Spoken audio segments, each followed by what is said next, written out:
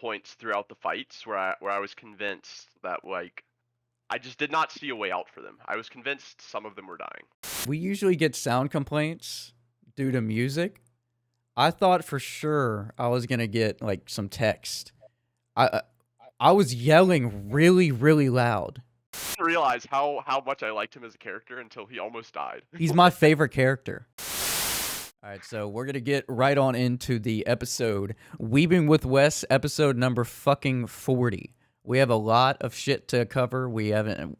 It feels like we've been like, I don't know. We've been releasing an episode every week, but it's just been we're like behind right now. So like I told Wes earlier, we're gonna do this episode on the Demon Slayer finale, the last 2 episodes, what we like, what we dislike. We're gonna spit the shit on that, and then the next episode, episode 41, is gonna be a gaming / anime episode that I have all planned out. I was at work and I had a notepad and I was printing shit, and in the meantime there was just the ideas kept fucking rolling. So we're gonna get right on in. I actually have a new Dak Attack with the Mac at the back of the sack. It came out. He released 5 or 6 singles 2 months ago, and I've just been so, I mean, my fucking tooth, the internet not being on for like a week, and I'm pretty surprised it's on right now. Knock on fucking wood. Shit. Only did that because I'm not hard right now. But okay, we gotta. I think it would be worse if you were hard right now. Not gonna lie. They're talking about gaming and fucking anime. Just I'm consistently hard for how long have we been recording? 12 minutes straight. Rock solid. All right, bro. But you know what else gets me fucking rock solid hard is the new Dak track. It's Faded. Nope. Can you hear that? Dude. Barely, yeah. Wait. It's kind of, yeah. I can like. Oh, the last part came through pretty clearly there. I was about to say, if you could hear it now and you couldn't then. I don't understand that. I think there's some fucking setting, but that's not the Faded track that we're talking about. This is the Faded track. Yeah. And I actually haven't listened to any of these, so we're probably gonna play it for the like first 30 some odd seconds and then get into it. Dude, imagine if you had this like full blast on my studio monitors. I can already tell the bass would just start vibrating shit. Consume the whole apartment. That'd get you rock hard. I see now what you mean. The vibrations. Okay, I feel you. That's where I have all my speaker bass directed towards. There's some right at your dick. Yeah, right under my keyboard, because I slide my keyboard thing out. There's just like a there's a bass vibrator. I get fully attended to while I'm doing these podcasts. Oh man. That's what you do, man. Dude, we can't go fucking raunchy like I did in the last Broke Knock Life. Bro, me and Morgan we're talking about cock soap and fucking Is that's like the circular shaped thing? You're like, yeah. Yeah. Not to me, or does somebody else send that to me? I'll probably send it to you. I don't know. But it's kind of popular right now. I'm seeing it on TikToks and stuff. It's like fuck. Yeah. Big or small wiener. Fuck. What is the slogan? It's fucking genius. It's like cleaner. All right, this is on my search history now. Yes, same. All right. What's that? Is the wiener cleaner? Yeah. There's a slogan. Large or small or in betweener, nothing beats a cleaner wiener. Yes. Genius, dude. Whoever said that. Never been that stimulating. Yeah, dude. Imagine you're just fucking it, dude. There are gonna be so many abusive people. Somebody is gonna start buying them in bulk. They're gonna be like, okay, we're sending 30 dick soaps every 2 days to this guy via Amazon. Jesus Christ. Oh man. But yeah, go check out Faded. Todd's on SoundCloud. Yeah, but yeah, the last Broke Knock Life was fucking pure debauchery. Complete and utter debauchery. I mean, me and Morgan, we're just like, you know what? And at the end, I'm like, I'm not even gonna cut out a lot. I'm just gonna keep it all in. Fuck it. But dude, We'll do it live. we have to get down to business real quick. So the last 2 episodes of Demon Slayer, the entertainment arc. Let me So I was watching this with Icy, right? Me and her were just chilling, watching the anime, and dude, I don't remember the second to last episode. You know, the big fight. I don't remember the last time I yelled that much during an episode. Dude, the amount of different emotions throughout that episode, like, almost killed me, bruh. I have to say also, real quick, the episode titles got me pretty excited for the episodes themselves. Dude, Like as they were coming out, just like my like ritual, I guess if you want to call it that, is Yeah. basically shit. once my girlfriend goes to bed, I will smoke some nicotine and sit down on the couch or whatever and watch whatever new episode is out right before I go to bed. Nice. And so like every time I get it set up before I go smoke, and so like I see the episode title and I see like whatever thumbnail Crunchyroll has. So I, seeing the never give up and then no matter how many lives, Dude, like I thought it was over. Like, dude, the I whole- thought we'll get to that. We'll get to it. But man, the episode titles actually are pretty good for this series. In terms of just like getting me excited for the episode. But also maybe that's just because the show is good. Who knows? Maybe it's less of about the title and more about the show itself. I don't know. But man, like, bro, we usually get sound complaints due to music. I thought for sure I was gonna get like some text. I was yelling really, really loud. There were, dude. Let's see. Hold on. I got a list that we have to. Okay, because I want to mention something. Okay. Bro, okay, the loudest part. Okay, tell me the loudest or like the most hyped you got. Because mine. Oh shit. Okay. I thought my fucking internet. Mine is fucking Zenitsu. Godlike speed. When he was fucking dashing at her? Dude. Oh, and right before, remember it cut to him, he was like trying to get out of that fucking burning building. That was probably the darkest shit I've ever seen. Like, it just panning to them and what's his name? The demon. They're just toying with Tanjiro and everything was just looking horrible. And then, dude, there were multiple points throughout the fights where I was convinced that like I just did not see a way out for them. I was convinced some of them were dying.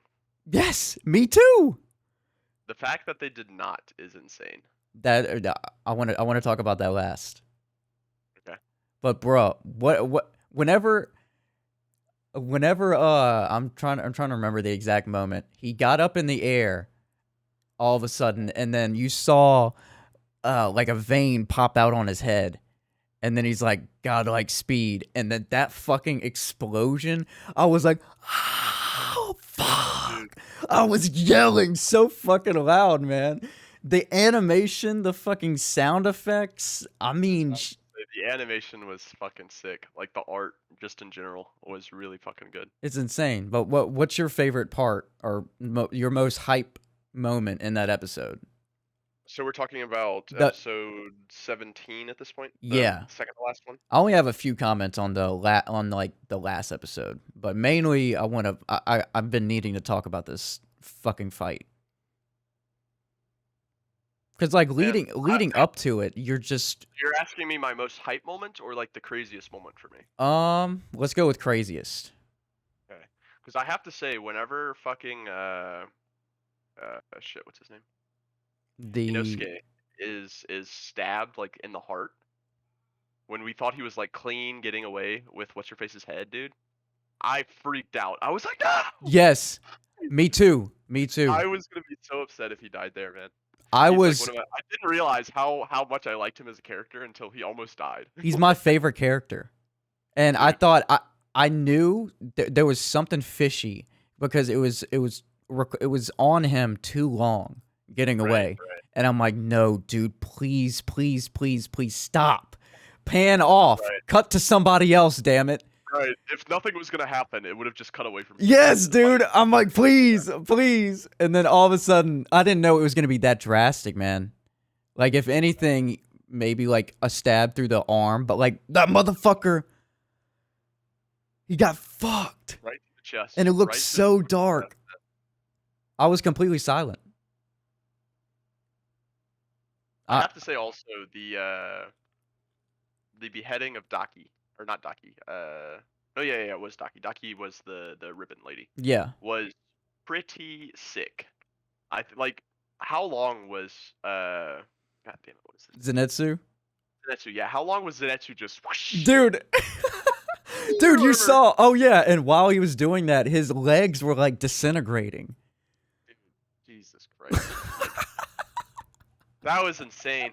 He was just like flying, man. He was going. And then whenever they finally get back together or whatever and like slice her neck. Yeah, Inosuke comes out and just fucking it's amazing. Oh, yeah. And then his what was his excuse for missing the blade? He said you forget how flexible I am or some shit. Or like he moved his fucking his internal organs around. Yeah.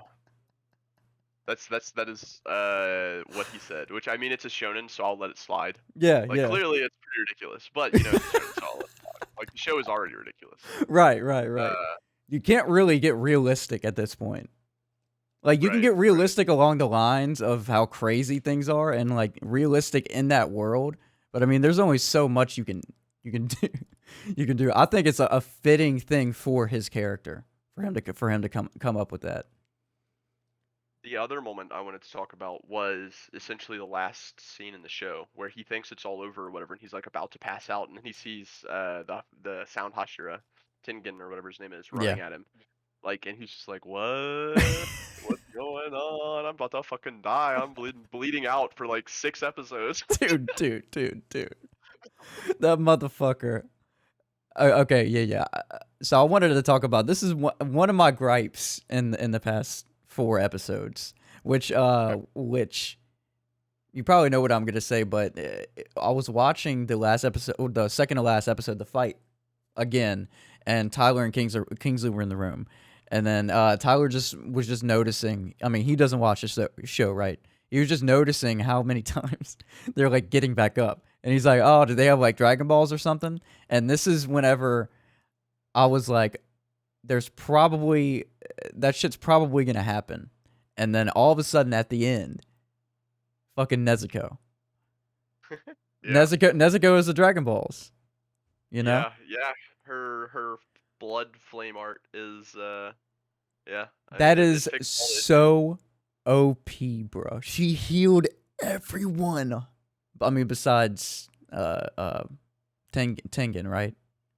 She did end up removing his poison, but she didn't like recover his severed arm, or anything, or hand, or whatever it was. Yeah, because at the end he said he's retiring. He's like, "What the fuck, dude? I can't do shit without this. I have 3 wives, bro. Let me go home." Fucking harem. What am I doing? Yeah, dude. He's like, bro, this was too close. I was about to lose all that shit. I need to go home. Dude, yeah. There were so many moments throughout the season, or mostly the last, I guess, the fight against the top 6 or whatever, the Gyutaro and Daki. There was multiple moments where I thought that for sure one of his wives were gonna die, if not all of them. Like, especially whenever she was on the roof and she fucking shot that thing at him. Which, by the way, was such a fucking sick moment. I feel like, for me in particular, that was like quite I don't know if I want to say exciting, but like it was a really cool moment where they both like lunged in, like they're just like perfectly in sync. She shoots the thing and he's like, fuck that, I'll just dodge them all. And then he like Tengen gets hit with one or whatever in order to like stab him with another, or so that he would get hit with another. Yeah, he's like, just fire it. I'll dodge it. Very clutch. And then she fires it, and then he had no intention. He's like, bro, there's no way I'm gonna dodge it and fight him. Just fucking shoot it. I'll take the pain. Fuck it. He's like, I'm not a demon. Wisteria doesn't really do much to me. Right, It's just a right. puny little kunai. Oh man, but that kunai came back to fucking. Well, it didn't really come back to bite him in the ass. It helped Tanjiro at the end, but then I'm just remembering whenever he was taking it out and like he was gonna use it against Tanjiro, right? Or was he just trying to take that out just to move again? That like slow motion part where he's like on the ground. Yeah, I think he's just taking it out because Wisteria basically removes, like, it's similar to like the sea stones in the movies where like Yeah, it drains them of their power essentially. So he had to take it out in order to be able to do anything. dude. But Um, there's multiple moments. Back to my gripe. I mean, I kind of just paved over it. But Tanjiro, bro, he should have died. Like, all of them should have. I think so. Again, this is like this is a shonen. right, There's clearly like similar themes to Naruto, which I feel like is one of the main themes of Naruto. You know, is never give up, push through adversity, right, uh, that type of thing. That very much I think is like they were not trying to be subtle with it at all here. They were like it was literally like a theme of, you know, whenever you get knocked down, get back up type of thing. right. That's how I interpret it anyway. Because You know, every time, well, I do give them this. While I don't, while I kind of find it annoying that he's like on the brink of death 3 or 4 or 5 different times, they always come out with, you know, like a new form, or he does something really badass to kind of combat that and make me kind of just deal with it and think and put into context that it's a fucking shonen, you know. right, right. Yeah, it's moments like those that kind of like, because obviously going into shows like this, you have to have some suspension of disbelief, uh, Right. and you have to consider what is, like you were saying earlier, realistic for the show. Hmm. Uh, but there are definitely like there with you where those moments were definitely like, oh man, he's getting back up yet again. But Right. also, I think that was the point. I think the point was to be like, even if like everything seems hopeless, like I specifically am thinking of that one scene where he's walking to the burning building or whatever, and uh, Yutaro comes over and is like fucking, you know, wailing on him and like fucking Dude, around with him. you and I are on the Like, same wavelength. I was like, I hope he's about to bring that scene up where he pulls like a Krillin strategic move. right. Bruh, that was clutch. See that's kind of what I'm talking about. They kind of back it up by he's Right. like about to die and then he does some fucking crazy shit that goes back to like 3 separate moments before. That was badass. Right. But also dark whenever he was shaking Tanjiro's head and he's like, "You are fucking weak, you fucking bitch." Yeah, I mean, the other thing I wanted to mention was, or I guess before I move on, was there anything else you wanted to mention about episode 17?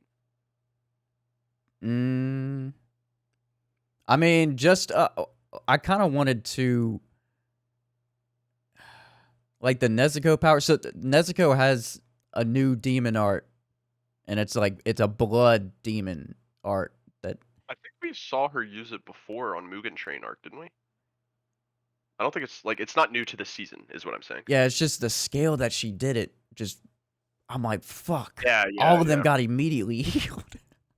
Dude, they were going through.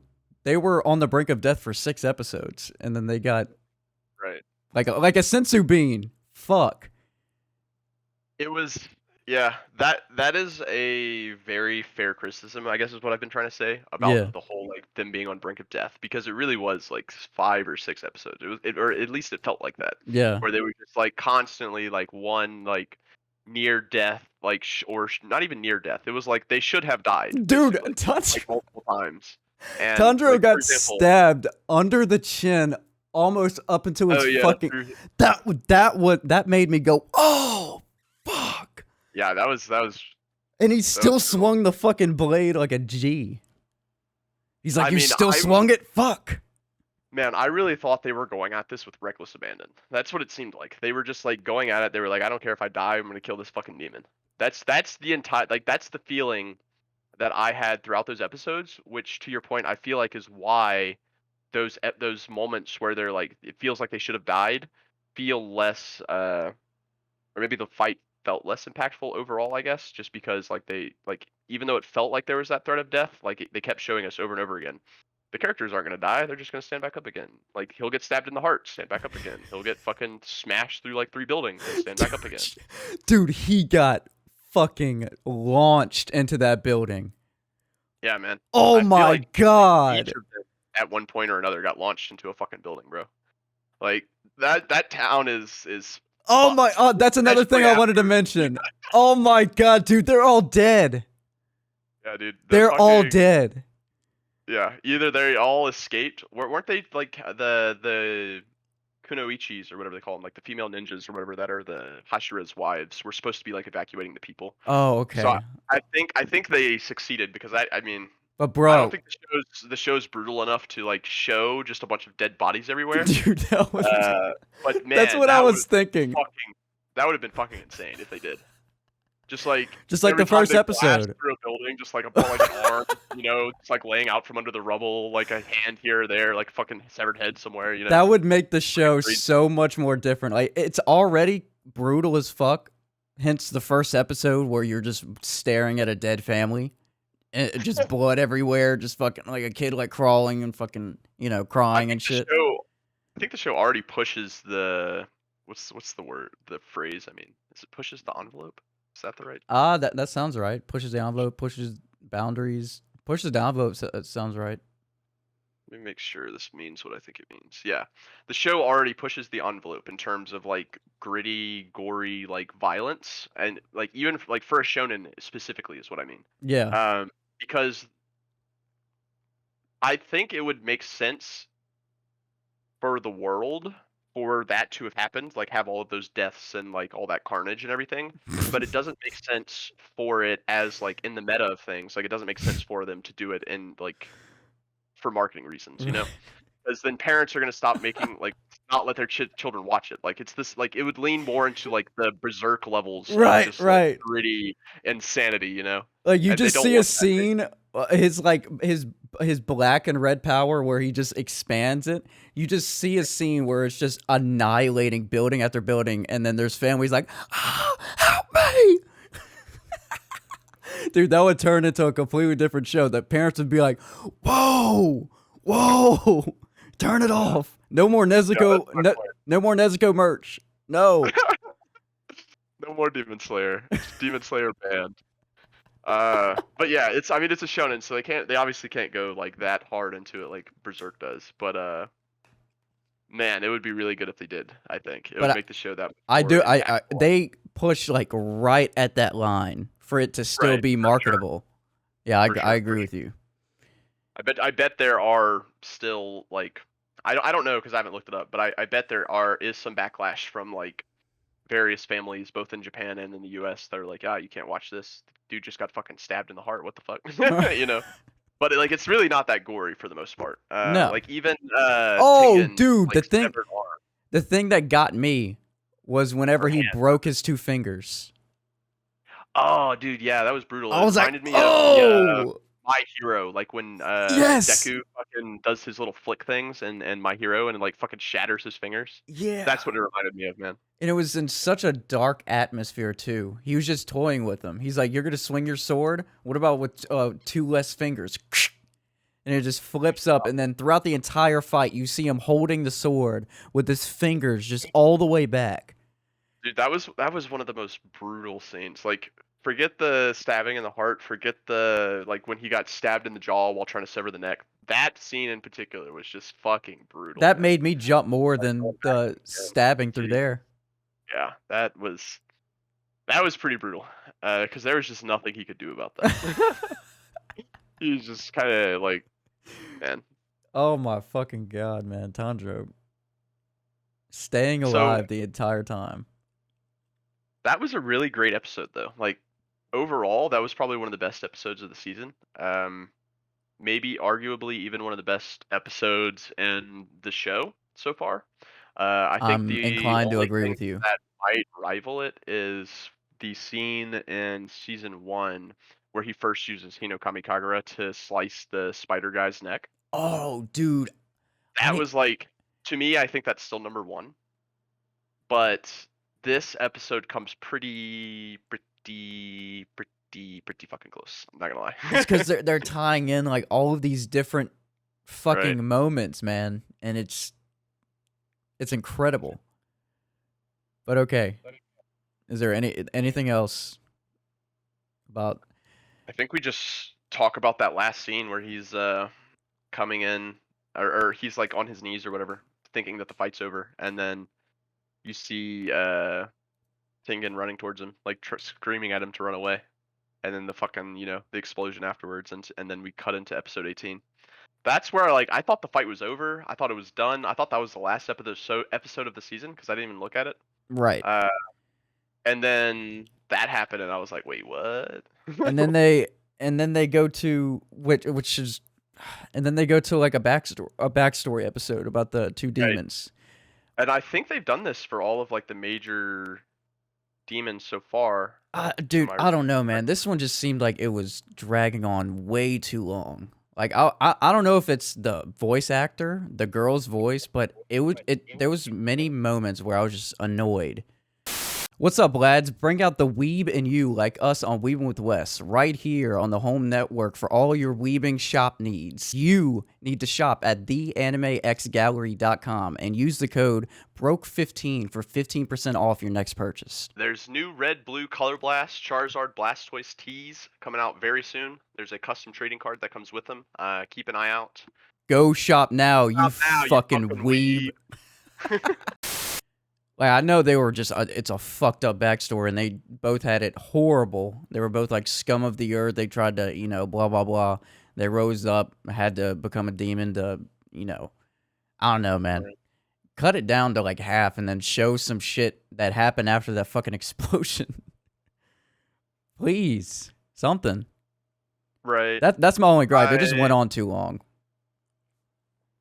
It kind of felt like a wrap-up of this season, I guess, more or less. And like I said, they've done backstories for other demons so far, so I think it makes sense and would be weird if they didn't do it. Yeah, I personally enjoyed it, but I also understand why you wouldn't. I like that they, although let me add a caveat here. I wish they would do this episode earlier in the season to humanize the demons more. Yeah, I understand that they like. I feel like they should have done it right after they revealed Gyotaro was like melded or merged with Daki, like whenever he first came out of her. That would be like a very typical place to put a demon's backstory. Maybe like an episode after that, at the very latest. Yeah, they always do it. It's always like the demon's regrets as they're dying, essentially, and they go through like the backstory, and it's like Tanjiro trying to like send him off and show like his, I guess, his soft side or something, and be like, he's not a demon slayer. He's like this. I mean, he is a demon slayer, like obviously, but he's more of a what would you call it? There's like a word for it. Somebody who essentially is like sending souls on, like Right. in. I know what you mean. He doesn't have like the strict black and white. This is a fucking demon. This is gonna. He thinks about the whole. It's like he's watching the whole backstory, and he's like, "Oh shit, fuck, all right." Damn. Right, he's seeing that relationship between the two demons, like the sibling demons, and he's thinking to his own relationship with his sister, obviously. I think that's a pretty important, maybe not important, but for me at least, it was pretty impactful. Just to show that even though he just like went through this huge fight, almost had like all of his fellow demon slayers like murdered, even the Kunoichi were almost killed, Bro. The town was destroyed. Despite all of that, he still like feels empathy for them, and the episode like tries really hard as well, like to make you as the viewer feel that empathy. And I personally think it succeeds. It did with me. It's just those heads were burning for quite a long time. Right. That's fair. But again, I think they should have done it earlier because I think that would have made the fight much more interesting. I do think it's the most interesting backstory to a demon. I think it's like the grimiest. Like it made me like feel for him, but just cut it down like 6. Especially the way it ended, like the way they became demons. It was like it very much was a feeling of. Any like you could see any person in that situation making that same choice, I guess. Right. It brings them down to you have to become a demon. Right. And it makes the viewer be like that. Well, there was no other choice. Right. Like there was another choice, but the other choice was die and Right. I mean, live like die with your regrets. Essentially, was the other choice. right. And I really like. I personally, I can't blame him for making that choice. Me neither. Well, but I mean, we can blame them for killing all those people. But I'd be such a dick. I'd be such a dick as a demon. I mean, man, they were down so bad, bro. Like their entire lives. Like it's like one of those serial killers, you know? Like you ever watch the serial killer Oh, documentaries? They have like these fucked up childhoods, or like upbringings or some like traumatic event or something where you're like, damn, that really sucks. But also you killed like 40 people. Like, what the fuck? It's this weird juxtaposition of your empathy for them and at the same time the knowledge of how evil they are. yeah. Like you were beat, you were like molested, had such a horrible childhood, but you killed 50 people and stuffed their like Right. arms in the fridge. You know, don't do that. Yeah, it's one of those weird things in your brain where you're just like morally gray area, but also evil. Like, God. I love watching those serial killer documentaries or anything like cold case files, mystery stuff like that. I don't watch them a ton personally. I get but into I have seen phases. some. I have seen some, and like there was one on Netflix that came out a while back that did that one famous serial killer that was pretty good.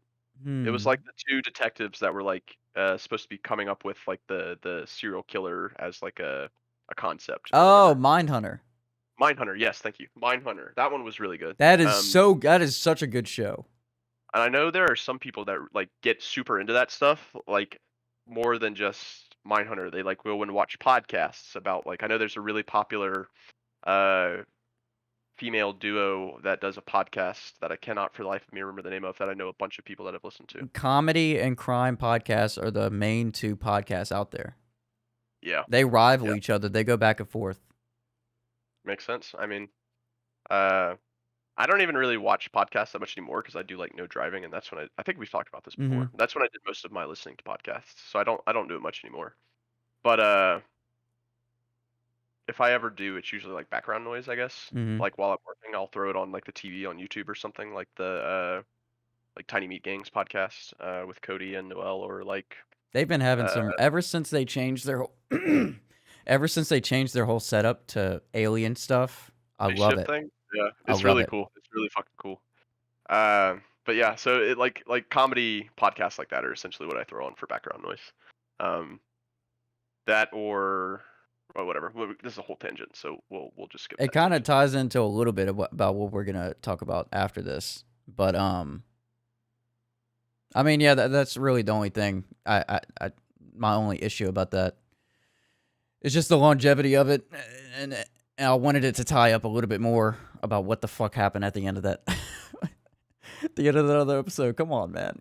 You're gonna. I mean, we were used to 3 episodes in a row or 2 episodes in a row of like horrible cliffhangers. My God. Dude, there was one where he was mid-neck with his sword. I know. Are you fucking kidding me, bro? They're You're out of your goddamn mind if you're gonna do that. Keeping you interested for the next, or hyped, I guess, for the next episode. Hey, it definitely works. It gets me angry and interested. That's how they retain viewership, man. You gotta have that hook for the next episode just to make sure your viewers come back. Personally, I like it because it gives you something to look forward to for the next week. God damn it, man! It's just I'm so into it at that point. Just fucking do it, bro. Just give me the fucking. But it does let you know that there's going to be a fight after, like the next episode, or at least some fighting in the next episode. Right, something is going to happen in the next episode, and I will be here next week watching it. I have to know. That and Attack on Titan does that shit. Yeah, I haven't started watching the final half of the final season yet. I'm only 4 or 5 episodes in, if that. I'm really slacking on my Attack on Titan. Did it already finish airing? I don't know. Because I was gonna wait essentially until it was all done Me airing, and then I too. was gonna go back and finish watching it. Me too. Attack on Titan. This one. Let's see. This is season 4. Dude, I don't even know, bro. See, they're on episode 83, which is episode something of season 4. I'm just gonna look on my anime list. I always have what the fuck it's doing. What the fuck is going on? The encyclopedia. Shingeki no Kyojin, the final season part 2. Yeah, dude, my anime list fucks. I use that. I want to say I use it all the time, but it's kind of like phases where I'll like every time I watch an episode, I'll go update my anime list, and sometimes I'll post reviews or whatever. But then other times I just won't look at it for like months or years. It's there. It's there when you need it. Right. I frequently use it as like Wikipedia though, for sure. Mm. Looks like it is still airing, according to my anime list. I'm only 4 episodes in, maybe if that. Yeah, I haven't even started it yet, so It's I have to watch all I've of the episodes heard that have aired. I've heard mainly good things about the storyline. I'm not reading the reviews, but all of the top 4 reviews on my anime list for it are all 10 out of 10s. So Okay. it must be pretty good. I don't know. I guess we'll see. From what I've watched, I like the direction. Yeah. Mm. I had kind of mixed feelings on it whenever they first introduced like the mainland. Mm-hmm. Not to turn this into like a episode we're gonna go into a long tangent on Attack on Titan, but whenever they first introduced the mainland, and especially like season 1 has like a particular feeling where it feels like they're on this isolated land, and they have like it's like humanity against this outside threat essentially. And it feels like that up until about season 3, I think, is whenever they first introduced the idea that there's like traders or whatever, and then it later introduces, in season 4, I guess it is, of like there are other countries outside of this island that they live on. Mm-hmm. And I kind of like this happens a lot with shows where I want them to go one direction and they go another direction, and I'm kind of disappointed by it. Not to say that the direction that they went is bad, it's just not what I wanted personally. Like I Right. was really enjoying the isolated, like gritty, dark feeling that they had kind of came up with in the first 2 seasons. That was like they would, have a little bit of hope, and then they just absolutely fucking crush all of your Dude, hope, like just repeatedly. you And like it this was character? You think he's a main character? Dead. right. Immediately. Similar feeling to I guess not the same, but similar feeling in Game of Thrones, where they like kill off those characters, but Yes. they don't play with your emotions as much in Game of Thrones, where they're like building up hope and then crushing your hope. So that's going back to Demon Slayer. Sorry, last thing. They also had that feeling in this last few episodes where they would like build up your hope or whatever. They're gonna win the fight, and then like immediately crush it. Dude, they were all so desperate. They were in desperation mode for 3 episodes. Just finding out so crazy ways to just stay alive. I know. It was But wild. back to what you were saying on the Attack on Titan, and then we're gonna move on. So I agree with you in the fact that I love the isolation feeling and the grittiness. The thing that saves me from them changing that is the deception and the hierarchy and the amount of work they all put into deceiving like a whole fucking. I just love the psychological part about that. If they didn't have anything like that, I don't really think I would be that interested in the show. I love outside fucking elite table pulling the strings type things and learning about that in a very crazy way. Like the key to the basement type shit. I loved that. I loved hearing about that every now and again. Right. It would get me so fucking hyped. I will admit that was especially the key in the basement thing in particular was quite interesting. But I don't think it was, in my opinion, like they could have had that still and not have to have had the like outside nations or whatever. Right. but also I'm a huge fan of, I guess, monster movies, you would call them, and like zombie movies in general, where it's very much a feeling of humanity versus this monstrous creature or Dude, whatever. Titans are scary. They legitimately scare me.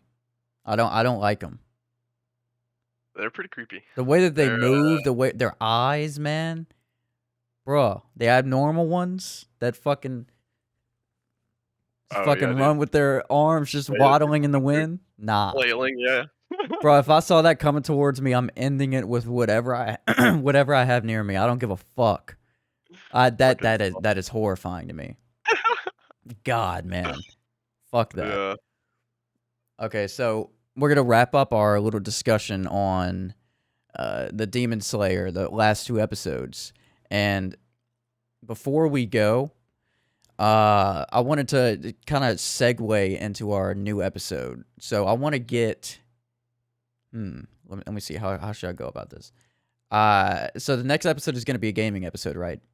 So I want to Right. get your top 3 favorite indie games that you've come across over the past few years. I'm gonna give mine in no particular order. And these 3 games I fiended on. For these 3 games I fiended in a type of way where I'm just shut off from every social aspect of my life, and I'm just obsessed. I'm watching walkthroughs, I'm watching different techniques and That's how you shit. know a game is Bruh. good. So Shovel Knight, Okay. Hollow Knight, and Terraria. Okay. Those are pretty solid choices. And this is like my personal favorite 3 indie games, I'm assuming. Yes. Okay. Let me make sure this is actually an indie game before I say this. I mean, I just assumed all the ones that I named are considered I indie. believe so. I believe it's basically just like non-triple A. Yeah. I think Terraria is definitely more What is recognized now, but I was playing it whenever, I mean, Terraria is absolutely an indie game. the music, the fucking, oh my God. I can spend the satisfaction of just hitting the blocks. Getting the fucking sky boots, bro, and not taking fall damage and just fucking flying in the air doing double, triple, quadruple jumps. Shovel Knight is a really fucking good game. Shovel Knight is. I haven't played Hollow Knight yet. I think I have it in my Steam library, but I haven't played it. But I played it on the Switch. Shovel Knight's really fun. As far as indie games go, though, I have to say my number 1 still is Hades, and I've talked about this on the Yes, podcast you have. before. Yes, you have. I still need to Hades fucking play that, is- man. yeah, there's so much attention to detail. The mechanics, like the actual gameplay mechanics, feel really fucking clean. As opposed to like Elden Ring, for example, which I'm sure a lot of people are playing right now. Which, by the way, small tangent, I defeated fucking ulcerized tree spirit last night after literally 8 hours of trying at level 26. I Dude, think. y'all are used to playing Not as those bad. games. There's no way I'm gonna be able to fucking finish it. If it took you 8 hours, it's gonna take me 32. Well, okay, so let me full disclosure, I'm not like a huge From Software fanboy like a lot of the world's or Mhm. the gaming, I guess, community is these days. Like it's very popular to be a Dark Souls like fan, if Yes. you know what I'm saying. I am not one of those by any means. In fact, I very heavily dislike a lot of aspects of the games, and I critique the game all the time. In my opinion, there are all every single one of them is very deeply flawed, and there are lots of design decisions that are very questionable. That's a discussion for another day, though. But Dude, it's not to just trigger it's all too of the hard From for me. Software fanboys out there, but it's not about like. So this is I guess I'll say this one thing. My main gripe is that you can load up actions during other actions, which seems like it could be a good thing, but in the moment, when especially in the ulcerized tree spirit fight, where That seems you're it would fighting make this everything boss, harder. right? It makes it harder. Like, and it's really frustrating when, like, for example, I'm trying to roll, and because I don't know, maybe I'm coming out of an attack animation. I'm like spamming the roll button, Uh-huh. and my character rolls, and then because I accidentally clicked it too far into the roll, it rolls again, and then I get hit because I accidentally rolled twice. It's not even fun. Like That sounds like a big it's fuck really you in the frustrating. design Yeah, department. it's just really frustrating. And the fight itself, like obviously I enjoy the game because I played it for 8 hours trying to defeat that Mhm. boss, but there's I'm not gonna get into it. It's suffice to say that the boss fight could have been designed a lot better, because you're having to read animations, and there are certain parts of the fight where it's just really hard to see them because the character model literally clips into the wall, and it really pisses me off. It's like, how fucking dumb are these developers that they can't just make the room slightly bigger, or make the hitboxes, actually not clip out of the room? Like that would be great, because the character like winds his head back like this, and if he does this subtle movement, it means he's going to charge at your face. If he does this one, it means he's going to throw a breath at you, and you can't fucking tell because half of his body is clipped out of the fucking room, and it's so fucking stupid, man. But Dude, anyway, everything is working against you, it seems. yeah, that's very much what the games feel like, which is why I think a lot of people enjoy them. However, there are people who will claim that it's good design. I think that that's incorrect. It just feels like the game is fighting against you, and it's really frustrating, but it's still winnable. So that's why I think a lot of people like those games. I've tried 3 separate times to get into Dark Souls, and I can't do it. I'm not good That's enough. fair. That's fair. I also, man, I kept saying I wasn't going to, but the last thing I'll say is the atmosphere in all of the games and all of the combat systems and everything just feels very copy and pasted. It feels very uninspired. Like the first one, innovative, great. Like Demon Souls or whatever, where they had like the combat system like refined very well, and they might have even been had that before Demon Souls. I'm not sure. I'm not, like I said, I'm not a fanboy. Right. Uh, but it's the same every fucking game. It's the goddamn same. The atmosphere is the same. The combat system is the same. It's all the same, and it's just like it's super uninteresting to me. It just It's like, seems cool, like I beat Dark Souls. Why would I want to go play Dark Souls 2? It's the same fucking game. Like there's three differences maybe between the games. Like, instead of flasks, you have this thing. Instead of this weapon, it does this now. There's this slightly new mechanic on certain weapons, and that's all that changes from game to game. Notable exceptions, obviously, being Bloodborne and Sekiro, which still like very much feel that way, but like stray far enough away from like the main Soul series games that they're different enough, I guess, that it's not like the biggest issue. see, whenever I was chilling with Dak, whenever he lived in the apartment, he would just rant about Bloodborne, and that was the game that I was watching him that made me kind of interested to play because it just looked different. I mean, I didn't play it, but it just looked like it played different. And Yeah, it's like gothic horror and the yes, I loved guns and that. pistols, and yeah, it's all like slightly different. It like, again, slightly different. Like it's all different enough. Whereas like this main series games are not at all. And even Elden Ring, like feels it feels like it's basically the open world is pointless.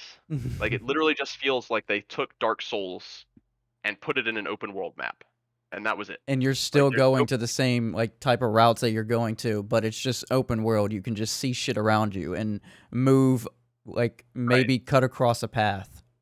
right, and it's like it feels so two-head. It's like you could have gone so big brain with this, but they just couldn't do it. From Software just couldn't do it. Bare They just minimum.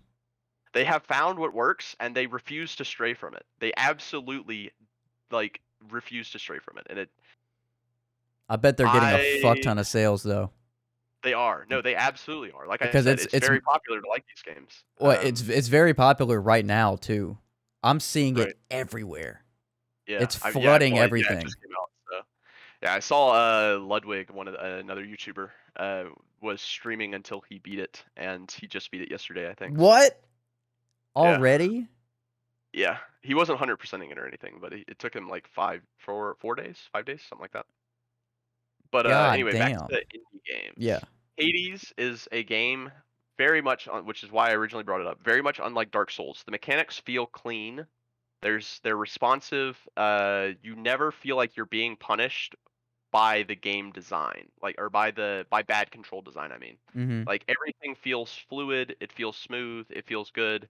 Um, and then there's obviously the attention to detail that I mentioned. Like all the character dialogue, just little things throughout the levels, just so much stuff that just makes the game feel like a triple A product, even though it was, an indie game. And it's like like calling it a triple A game even feels disrespectful. It's better than most triple A games because triple A games these days come out and are like half baked. Yeah. This game is Of like fully fleshed out. Like I sank so many hours in this game, and I still go back and play it. Like it's so replayable too. there's like a known there's an Fantastic. objective disdain for AAA games now. Right. That Yeah. It's I look more towards the indie side because there's more heart and soul put into it. for sure. Definitely for sure. The next one I want to mention is Stardew Valley. Oh my That one. god, so fucking good. Uh, God damn it. I've put a pretty solid number of hours into that one as well. It's so calming, And man. yeah, it's like a step up from Animal Crossing. I played Animal Crossing a bunch as a kid, and even recently, actually. Mm-hmm. Uh, but it's like the next level up from Animal Crossing, if you know what I'm saying. It's just like better. Yep. Uh, so that's a really good one. And then number 3. What is an indie game I've played recently? Ooh, I got it. Slay the Spire, and I would actually rank this one above Stardew Valley. No Slay the shit. Spire is a roguelite, roguelite card game, or deck builder rather. Roguelite Ooh. deck builder. And essentially you go through these like, I think it's 3 maps of however many rooms that you have to go into, and it's either like a elite, a regular mob, or there's question marks that can be like random events, and then there's chests and fire camps.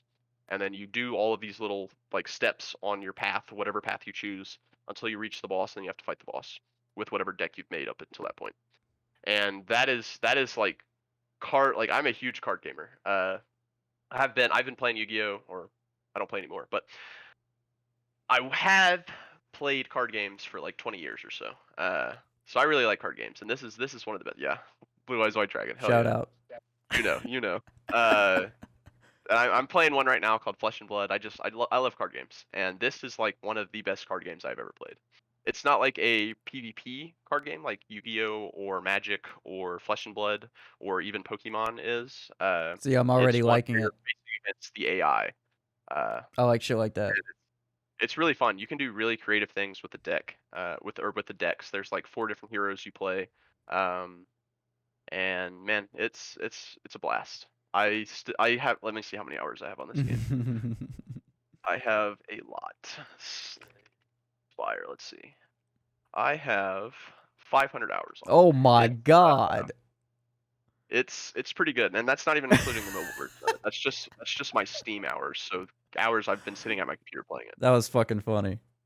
it. Yeah, I'd put 500 hours into it. Yeah, it's pretty good. It's pretty good. You know, Dude, it reminds me of those reviews of some dude that's put like 2,000 hours in the Counter-Strike or some shit. And it's just like, dope game. dope game. I like it. This game fun. I fuck with this game. Like, yeah, dude, we know. We know. Yeah, we could tell. Yeah, man, it's a really good game. There's not much else I think that needs to be said about it. It's just a really good deck building roguelite. So yeah, those are my 3. Yeah, y'all go check them out. Y'all all go fucking play those games. You need to play Hollow Knight, and then I'll play that card game. Hollow Knight For sure. is like 2D Super Metroid, Dark Souls, and the difficulty factor. Because it's like split-second decisions, and sometimes you're like, how the fuck am I going to defeat this boss? There's no way on God's green earth I'm going to be able to fuck this dude up. And you just have to dash and just find a way, and just time. Find the fucking way, Yeah, bro. you just got to time the animations right and just fucking just get through it. But But yeah, thank you. Thank y'all for listening. Thank y'all for watching our Demon Slayer Entertainment outro fucking season. We're gonna eventually catch up on Attack on Titan and do some shit on that because I don't even remember the last time we covered Attack on Titan. I don't even think we have we have we ever. No clue. I- We if have now, I guess. To yeah, some extent. if we have, it's been like a tangent or two. It hasn't been Yeah, I can't. an actual episode. I can't remember. Like, I remember specifically ranting about this series to people, but I don't know if it's been on podcast or just to friends. So Who knows? Well, we'll do that shit soon. And let's see what else did I wanna mention? Oh yeah, the consistent uploads are back. So we're gonna be posting on YouTube every single day now, or every other day. I might skip a day in the week, give my fucking 25-year-old bones a little break. And thank y'all for watching. I'm gonna play us out with the Faded track by the Dak Attack with the Mac in the back of the sack. And I hope y'all enjoy the rest of your day. Fucking weeb it up. Watch those last 2 episodes, and you know. Oh yeah, I need to catch up on fucking One Piece. God damn it. I haven't read the last One Piece. 2 Look at this guy. chapters. It had to be mentioned in the episode at least once. At the very end, I'm sneaking it in. If it wasn't. All right, so Faded by the Deck. Todd's on SoundCloud.